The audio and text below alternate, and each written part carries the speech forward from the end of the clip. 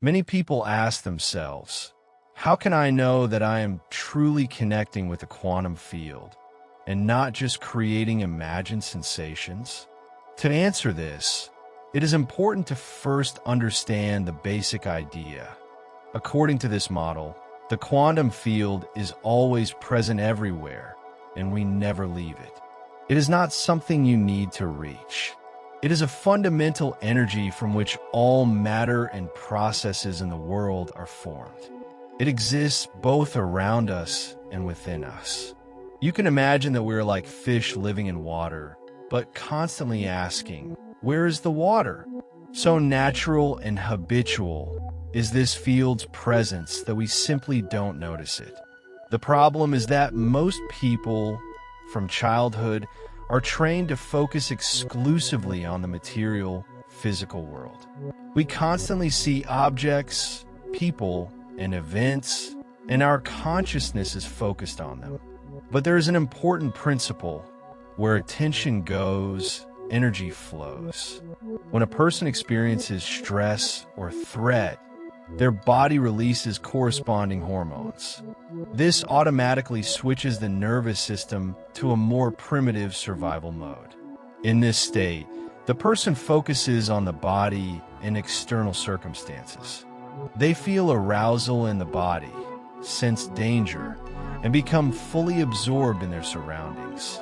People, objects, problems, and situations. This creates the illusion that we are completely contained in three-dimensional reality. It is perceived as a set of objects separated by space and time. We feel, here I am, here is what is around me. Between us, distance, time, and separation. This gives the sense of separateness, as if there are boundaries between us and everything else. From the perspective of the quantum model, the world is not just a collection of physical objects. Reality simultaneously exists as both particle, matter, and wave, energy. The quantum field does not disappear. It is simply unnoticed when we are stressed and focused on material concerns. Our attention turns outward, immersed in objects, roles, and problems, and we stop noticing subtle levels of perception. Therefore, the key step is to disentangle from the physical aspects of your existence. This is not escaping the world, but temporarily shifting attention. To approach perception of the field, a person learns to divert attention from the body and physical sensations. Reduce the importance of people, roles, and obligations. Stop mentally returning to the past or predicting the future. Relax and immerse in the pure state of the present moment. In other words, this state is described as trying to become no one, nothing, nowhere, and outside of time. This is not literal disappearance, but freeing attention from habitual identities. Studies show that when a person enters such a state, the brain functions differently. The activity in areas responsible for personal history, daily routines, and identity decreases. This allows one to step beyond constant orientation to the material world. Consciousness begins to perceive the surrounding space as filled with energy, vibrations, and information, not just as empty space between objects. By keeping attention on this sense of space, a person gradually breaks the old habit of focusing only on physical things.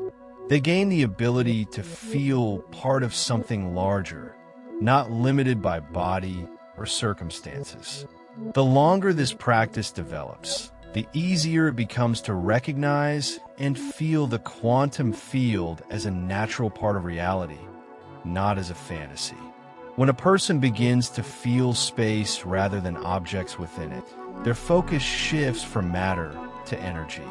This is not fantasy. It is a recalibration of perception.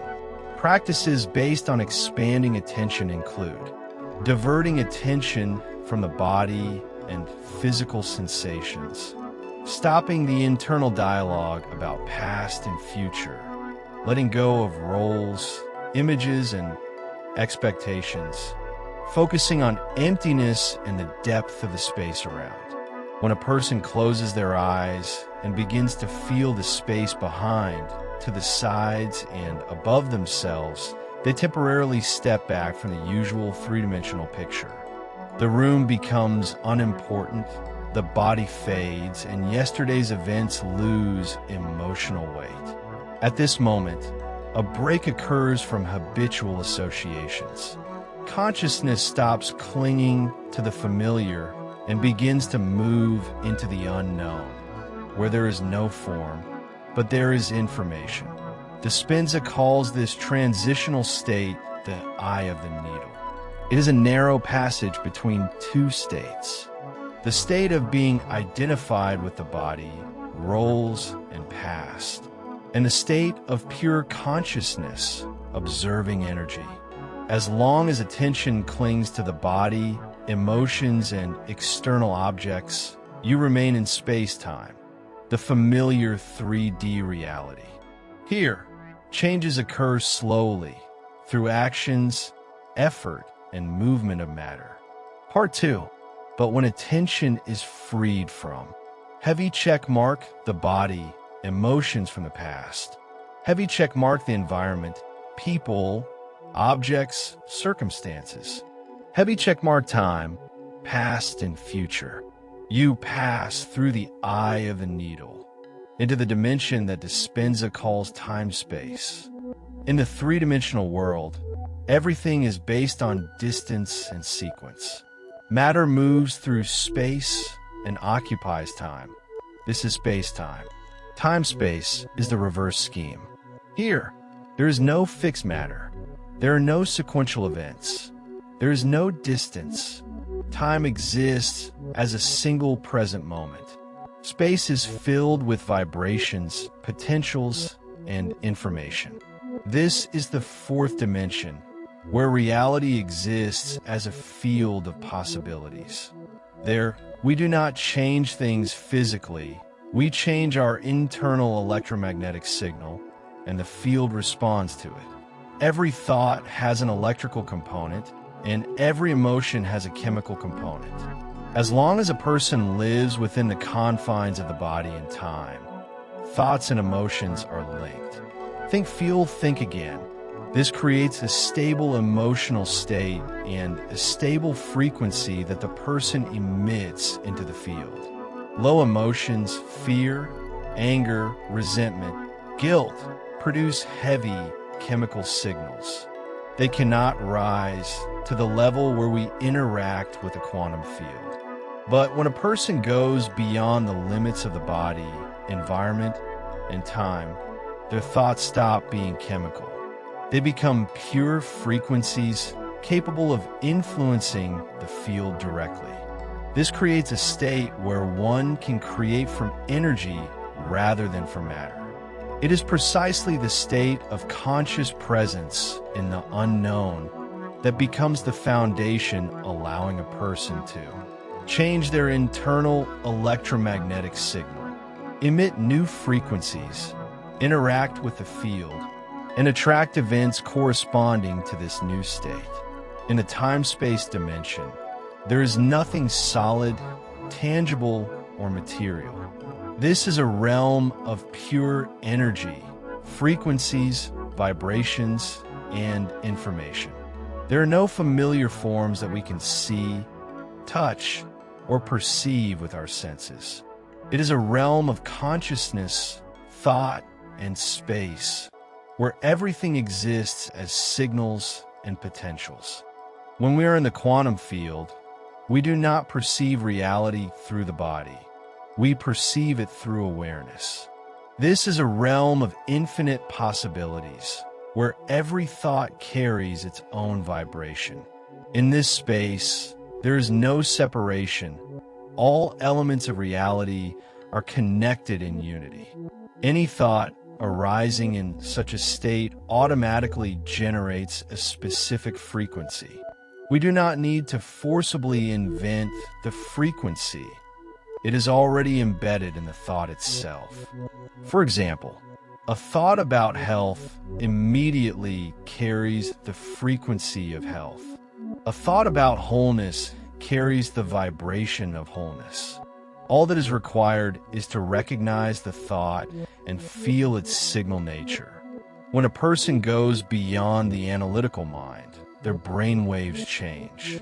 The neocortex, the part of the brain holding all personal history, temporarily quiets down.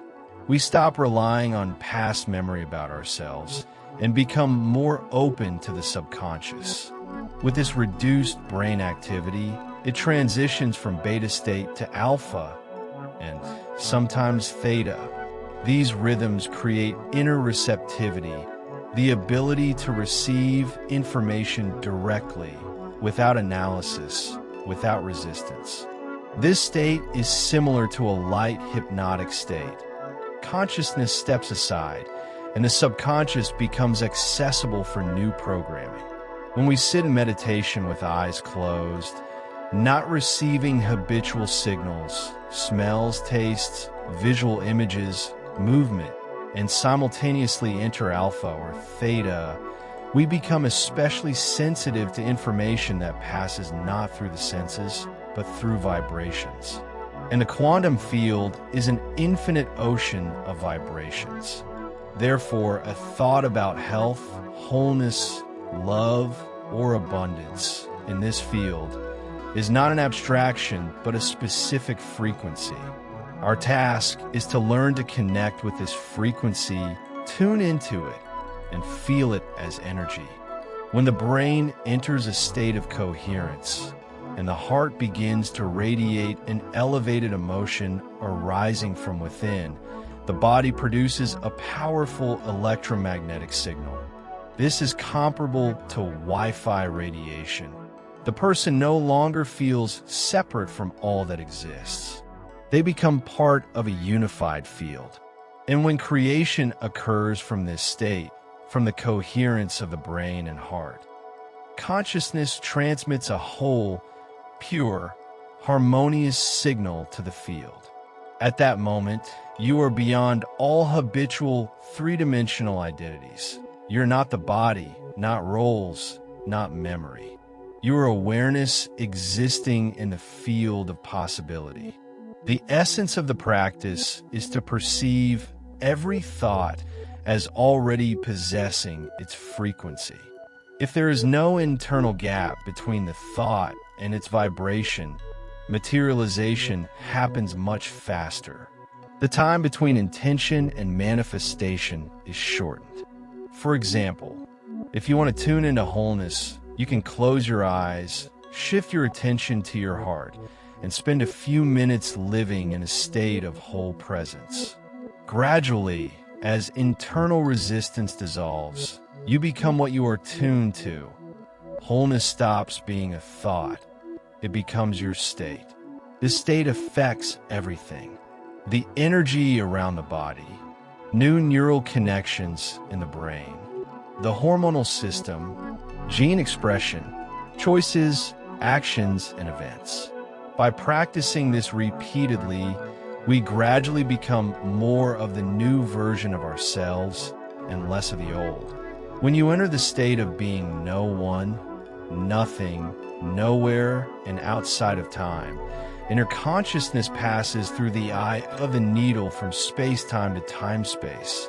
You connect with the field where a thought already exists as a vibration. You can even try to sense this state before meditation begins, as a preliminary tuning. When people ask what blackness is or how to enter the state of nothingness, they usually try to find something material in it, a bodily sensation, an image, a place. But blackness is just a word we use to describe the absence of all physical things. It is an attempt to explain a state where you no longer rely on the senses. Try to imagine everything you see, hear, and feel gives you the sense of, I am here in this place, in this body. The eyes detect forms, the ears capture sounds, smells provide environmental information. The brain collects all these signals and creates the sense of a three-dimensional world and your presence in it.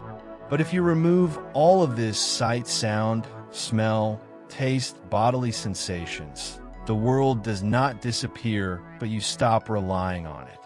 And in this switched-off state arises what we call blackness or emptiness. This is not darkness as something sinister. It is simply the absence of sensory information. To help ourselves move from three-dimensional reality into the field of consciousness, we artificially remove stimuli. Close our eyes, play background music, sit still. We stop feeling, analyzing, remembering, and predicting. We step beyond habitual associations. I am here, I feel this, I think about that. When you lie down asleep, a similar process occurs. You get comfortable, stop thinking, and the last image before your eyes is also black. The analytical mind shuts down and the body enters sleep. In meditation, we do almost the same thing, only consciously, without falling asleep, remaining in the state of presence. Research shows that when a person stops thinking and keeps attention on emptiness, brainwaves begin to change frequency.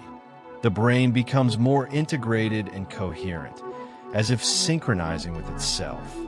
This is a state of safety, relaxation, and trust. Then the heart also begins to open, producing a light, elevated, calm energy. For materialists, it can be explained like this. Imagine we remove all objects in the universe, planets, stars, light, space, everything down to the last particle of matter. What remains? A vacuum, emptiness. But even it is not empty. There is still energy, vibrations, and informational field. This emptiness is what we try to label with the word blackness.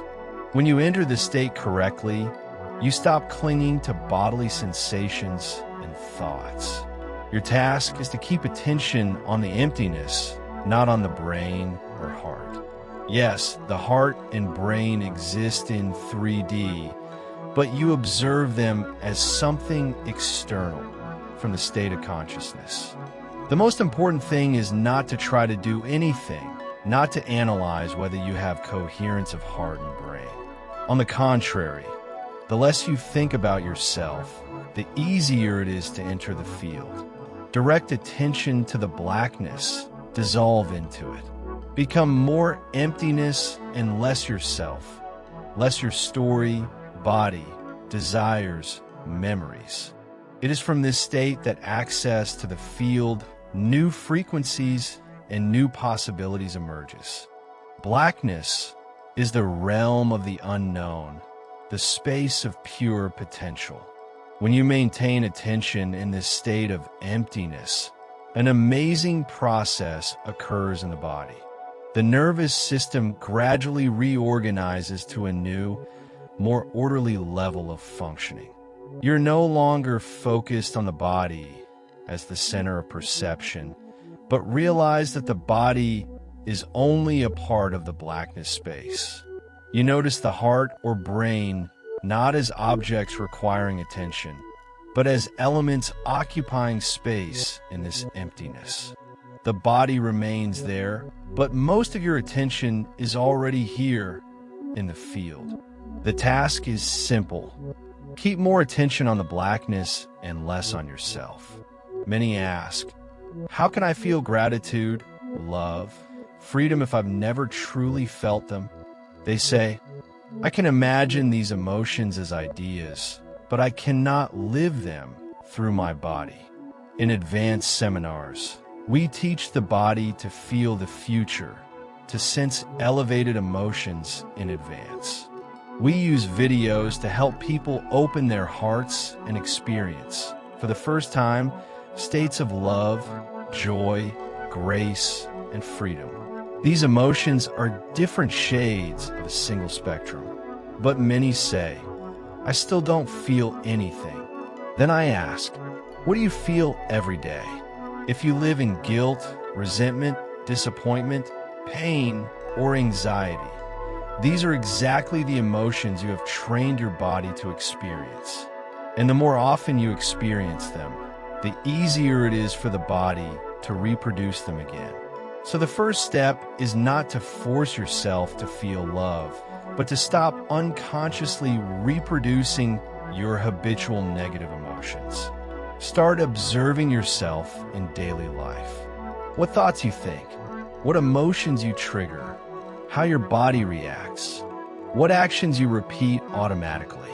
When you catch yourself in a familiar cycle, thought, feeling, reaction, you can intentionally stop it. Yes, this causes discomfort.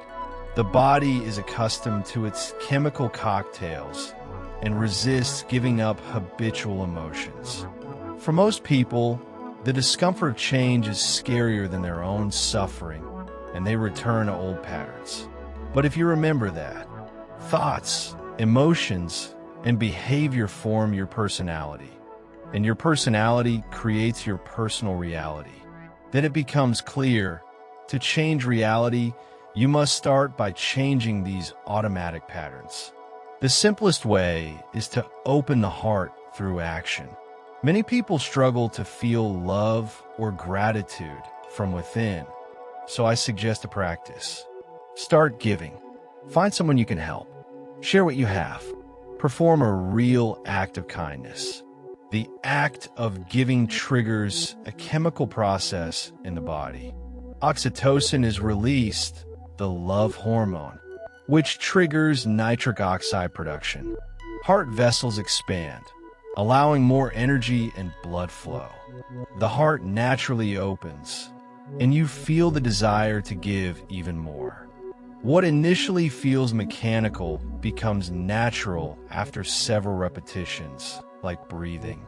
You begin to feel truly, physically, through the body, what previously existed only as an idea. When the heart is open and you feel an elevated emotion, the next step is to combine clear intention with this emotional state. Imagine yourself in the future, not necessarily far away, and feel this future inside your body. The emotion becomes a magnet. Intention provides direction.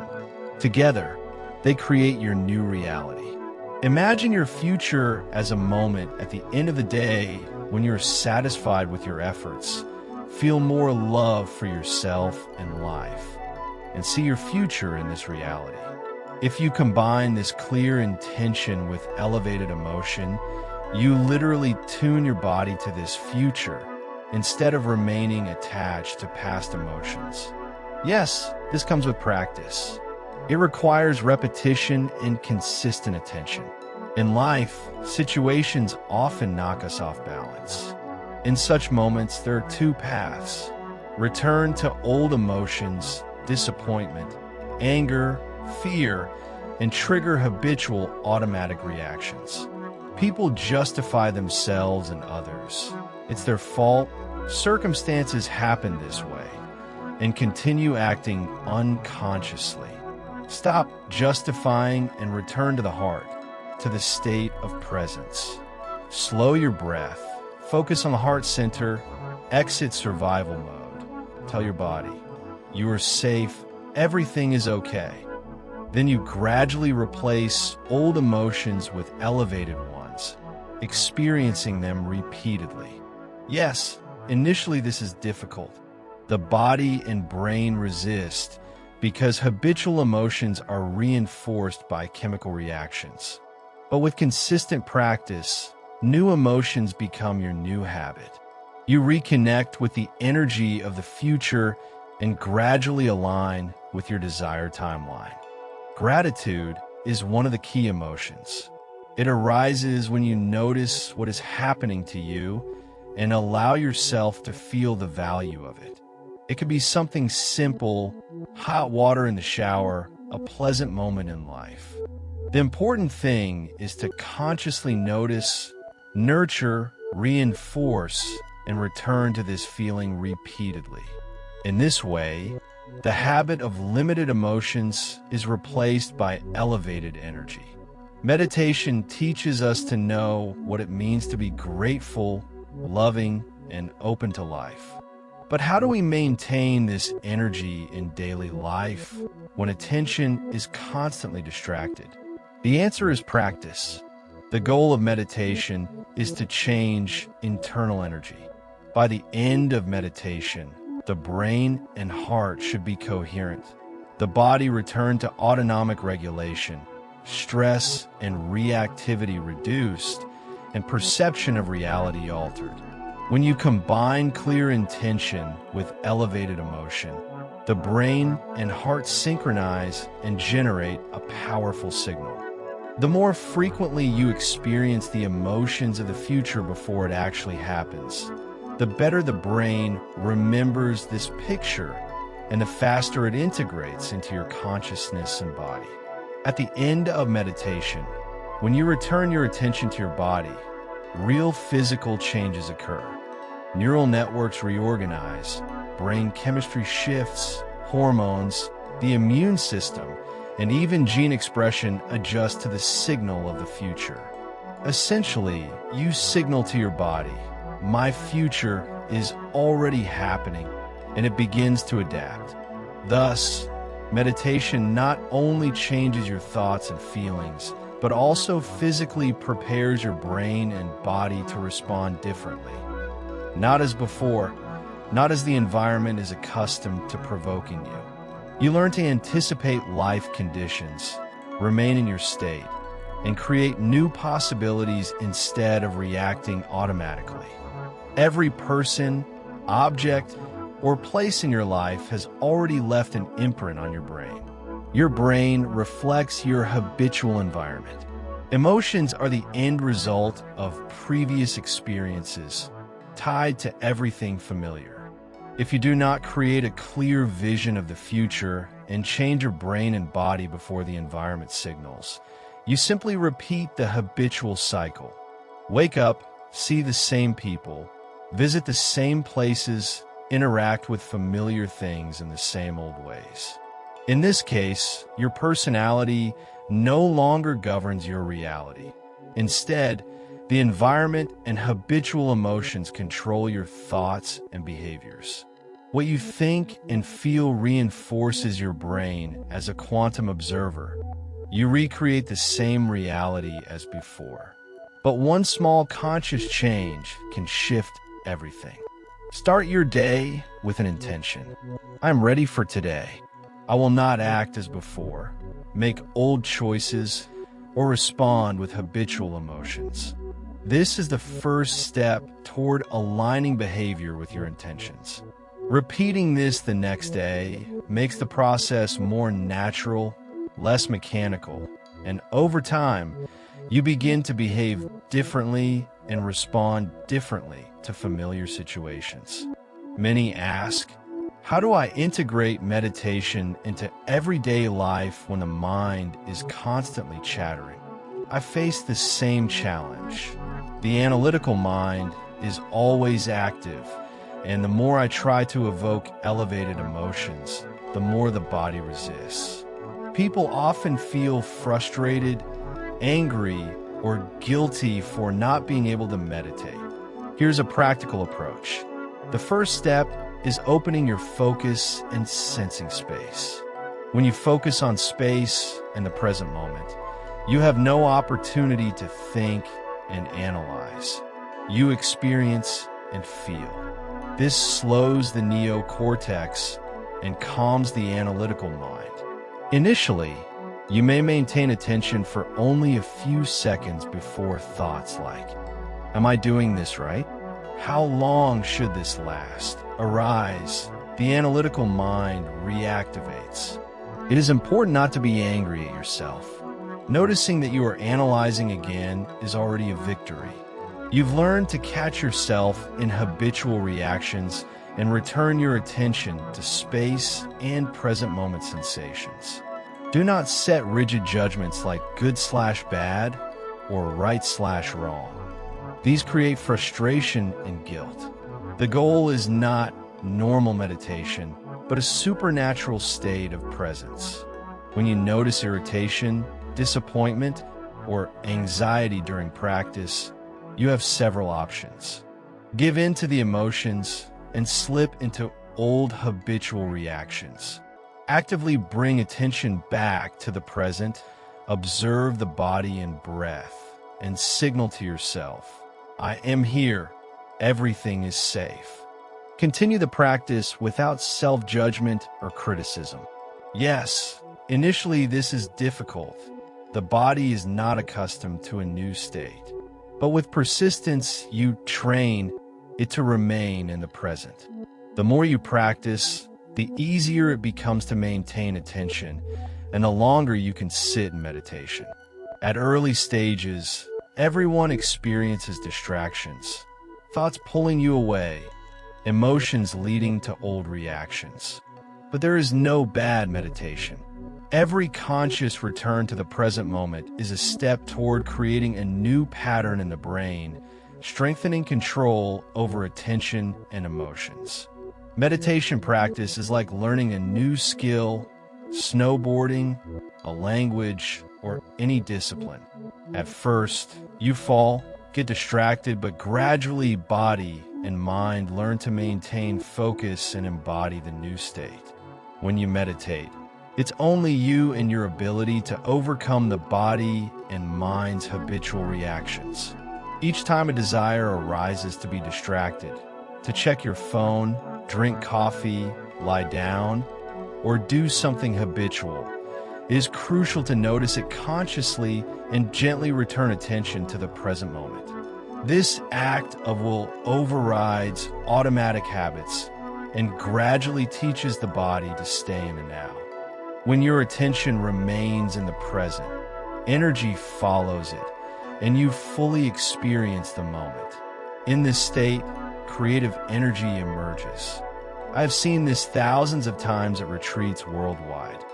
All frustrations, impatience, anger, these are just conditioned habits of the body. You shift attention from the known to the unknown, and at first, this requires enormous energy and focus. But with repetition, you gradually overcome these habits. Each return to present moment sensations is a small victory. Over time, the body relaxes in the present, and you seem to transition from wave to particle, from matter to energy.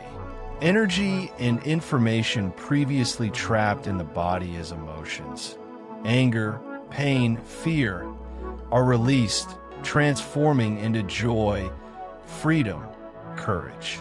Instead of judging everything as good or bad, see this as a process of self-mastery. Eventually, you feel so much inner happiness that you no longer wish to be anyone but yourself. When people ask what it means to attract events to yourself, it's important to understand we do not create a specific event in the quantum field in advance. The field is full of possibilities, and we are often surprised by how and when the desired outcome manifests. A thought is a signal, an electric charge in the quantum field, indicating your intention. An emotion, especially an elevated emotion arising from the heart, creates a magnetic field. We transmit this into the quantum field, and this energy becomes the driver that attracts events to us. If you have intention without emotion, its influence is weak. If you have emotion without clear intention, the effect is limited. But their combination creates an electromagnetic form, which begins to influence reality, including every atom around you. You can feel the emotions of your future before it happens. The body cannot distinguish between actual and imagined experience. The emotion is real. The stronger and clearer you feel this emotion, the closer you bring the future to the present. Suppose you want a new job. You formulate your intention. I want a new job. Visualize a symbol or image and link it with specific parameters and sensations. But most important are the emotions you experience when it happens. Joy, gratitude, excitement. Feel them as if it has already occurred. The body responds to imagined experiences just as it would to reality. When thought, intention, and elevated emotion unite, the brain and heart enter coherent state. You don't need to drag the body through space, earn money, or wait for external conditions. These are physical reality dimensions. Creating in coherence, you tune into vibrational alignment with potential already present in the quantum field and begin emitting a coherent signal. Thus, you create events not through physical actions, but through consciousness, emotions, and vibrations, affecting matter from within, not from outside. Everything comes to you naturally, often in the ways you least expect. This surprise confirms that events are created through your connection with the field. For example, you want a new job, but you do not know exactly how it will manifest. If you could predict it, it would already be familiar, not new. Instead of controlling the path, you let the field organize everything in the most perfect way. When you connect with the sensations of your future and experience them with open eyes throughout the day, more opportunities, synchronicities, and events arise to push you forward. Each synchronicity creates a feeling of joy and inspiration, which you then use for future creations. People often say, "I do nothing. It all comes by itself." But in reality, they practiced. Physical or chronic pain often prevents belief in the possibility of healing. This is natural. Attention on pain amplifies it. The more you focus on pain, the more real it seems. But by directing attention elsewhere, space, energy, blackness, future sensations, you gradually reduce the influence of pain. Many who achieved healing initially could not cope with pain. They practiced daily, sometimes multiple times a day, without expecting instant results. They did not justify themselves or give up despite physical discomfort. The secret is consistently reducing attention to pain, managing attention, and directing it to new sensations, emotions, and intentions. With practice, the body gradually reorganizes and pain slowly loses its control. It's important to understand, healing is not an instant disappearance of pain, but a gradual inner transformation. It is the process of overcoming limitations, old beliefs, habitual reactions, and fears that have shaped your reality for many years. As you go through this path, you change, you become stronger, more aware, and begin to trust yourself and your ability to create life anew. When this inner transformation reaches a certain depth, illness often disappears on its own because it no longer has anything to latch onto. When you practice meditation and direct your attention to the field rather than matter, the nervous system begins to function coherently. This state is called coherence, the harmonious functioning of the heart and brain when you feel whole inside. Signs that you are entering coherence. 1. Sense of rightness and inner balance. You feel like yourself, calm, collected, complete. Inner chaos disappears and clarity arises. 2. Emotional alignment. Your heart beats more evenly and gently. Joy, inspiration, creativity, and presence naturally arise. 3. Synchronicities and unexpected opportunities. You begin to notice special coincidences, signs, small miracles. These are like breadcrumbs from the universe, showing that you are moving in the right direction. With regular practice, coherence becomes a habitual state.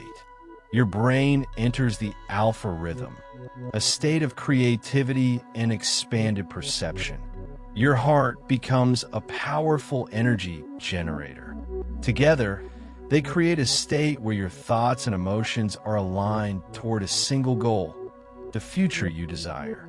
You no longer need to force events or chase them through physical action. You create from a state of coherence, vibrational alignment, and calm confidence. You tune yourself to the reality you want to live by combining clear intention with elevated emotion. And then you start seeing the language of the universe, its feedback, synchronicities, inspiration, new people, unexpected solution. These are not coincidences. They are a reflection of your inner work. The more stable your coherence, the more ease, joy, opportunities, and real miracles appear in your life. This inner process, the alignment of intention, emotion, and the coherence of brain and heart, is what creates real changes in your life. Events arrive naturally, beautifully, unexpectedly, in ways your mind could never plan. If this resonates with you, subscribe so you don't miss the most important insights.